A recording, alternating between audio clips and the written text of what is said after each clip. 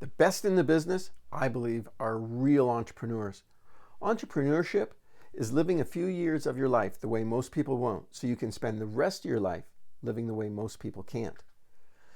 That is the mind of an entrepreneur. You got to put that little extra effort in up front right now so that you can have the career, the business, and the life you want. Now, it all starts with a vision. What is your vision for your business?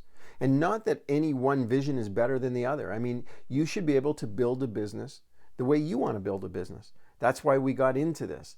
We got into it because it gave us that sort of creative latitude, a little bit to the left and a little bit to the right. Some people want to build a business and close 300-400 transactions a year and make a fortune. Somebody else just wants a really nice sales practice. They want to do a good job and they only want to do 20, 25 deals a year. Some people want teams, some people want assistants, some people want buyer's agents, some people want to specialize in the luxury market or working with first-time home buyers. The point is, I'm going to suggest you take a big step back and think about what you want your real estate practice to be. What do you want this business to look like? And then what we're going to do is map out the path to getting you exactly to where you want to go.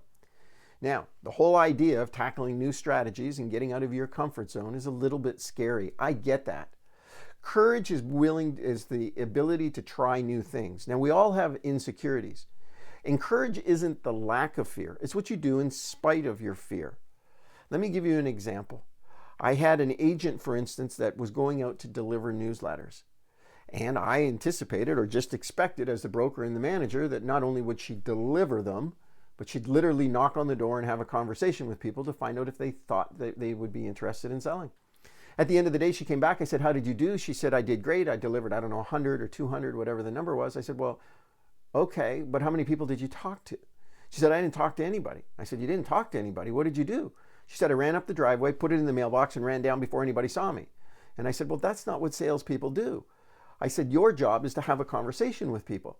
She said, "Well, honestly, that kind of scares the heck out of me." Now, me as her manager, what I did the next day is I said, "Grab another 100 newsletters." I took her out basically by her hand, led her to the door, knocked on the door, introduced the homeowner to us as a couple of real estate professionals who specialized in the area locally, asked them if they were thinking about selling, and we went from door to door. And the afternoon was very successful.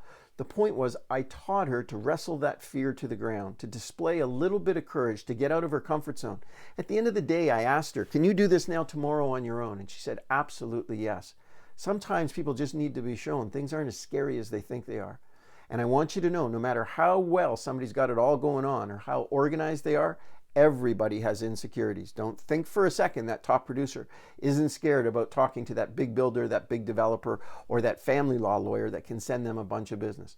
We all have insecurities. It's what we do with those insecurities. It's wrestling them to the ground. Remember, courage isn't the lack of fear. It's what you do in spite of your fear. Now, this is my superpower. This is one of my most favorite attributes of successful people. They're incredibly disciplined. That discipline usually comes as a byproduct of their goal or their objective. They know what they want and they're willing to do what's necessary to get it. Discipline is your ability to push on, push just a little bit further past the competition. It's when people are out door knocking and everybody wants to knock off at 4 o'clock. The top producer knocks on a few more doors. The top producer calls a few more FSBOs. The top producer gets up with the sun and puts the extra effort into everything they do. Good enough is not good enough. Good enough is the enemy of great. I can get an average real estate agent everywhere. Bring your discipline, bring your courage, bring your enthusiasm, but bring it. Bring me your A game. Hard work. If you were looking for an easy job, real estate sales isn't it. If you were looking for easy money, where people were going to send you gobs of money and it was going to be fun and you were going to just drive people around and look at houses, that ain't it. This is a sales job, and it's a tough job, and it requires hard work. And the very best in the business are very hard workers. They work nights, weekends, and holidays. And they are available when their clients are, so that they can work with those clients. They get paid a premium, absolutely, but they deliver a premium service, and that's why the clients are willing to pay them. If you thought this was going to be an easy job, it's not. And if you thought this was going to be a job that didn't require hard work, in fact, I would go as far as saying this is going to require probably the hardest work you've ever done in your career, in your life, if you're really serious about being successful. But nothing of any value ever comes easy. It doesn't matter which job, which career, or what it is you're doing. If it's important and it's required and it's needed, then you need to rise with the sun and you need to deliver an amazing experience. Remember, I can get an average agent everywhere. In fact, the world is full of average agents. What we're looking for is exceptional. And exceptional means hard work, means discipline, means being courageous, and it means being persistent. You can never give up. You can't be beat as long as you don't quit.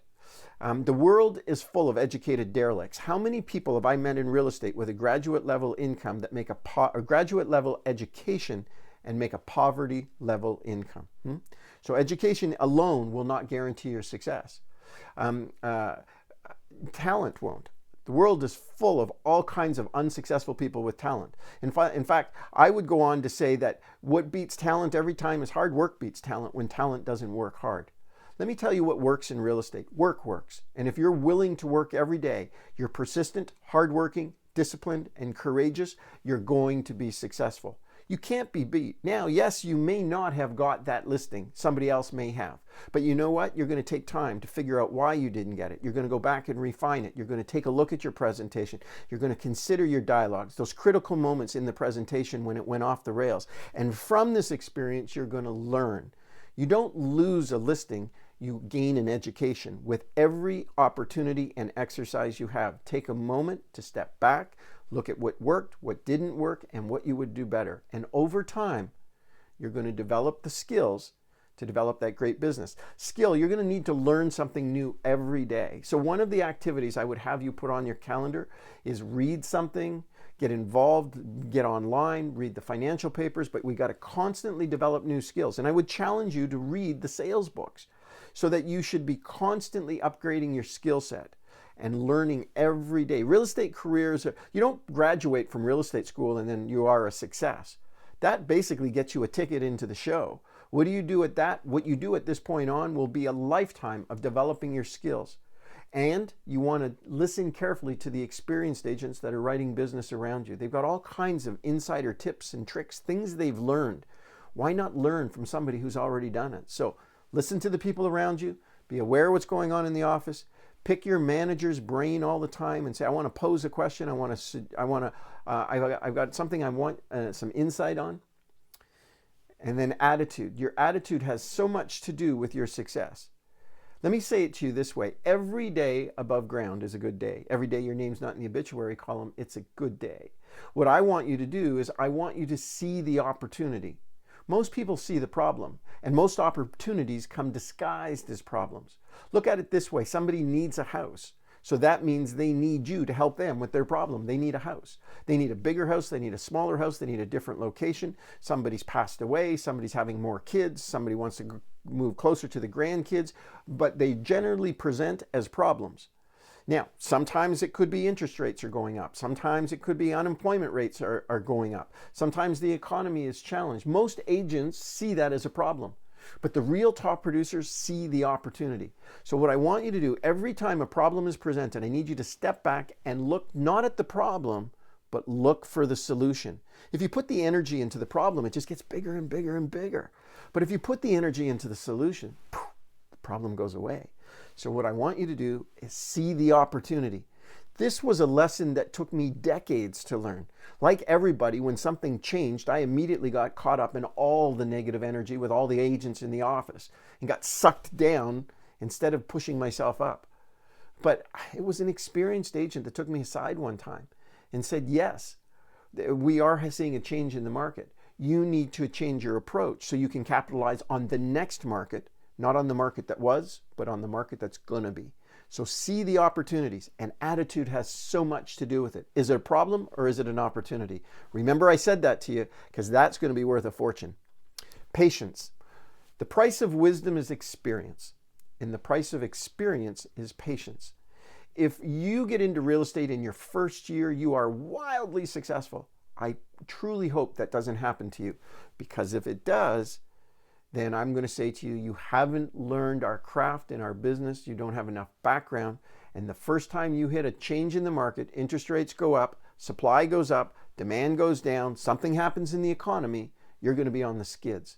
But if you have to start out and fight for every inch of your success, if you have to work really hard every day, and sometimes through difficult disappointments, it's that fortitude, that tenacity, and that strength that makes winners. You need to be patient. Anything that comes to you quickly will leave you quickly.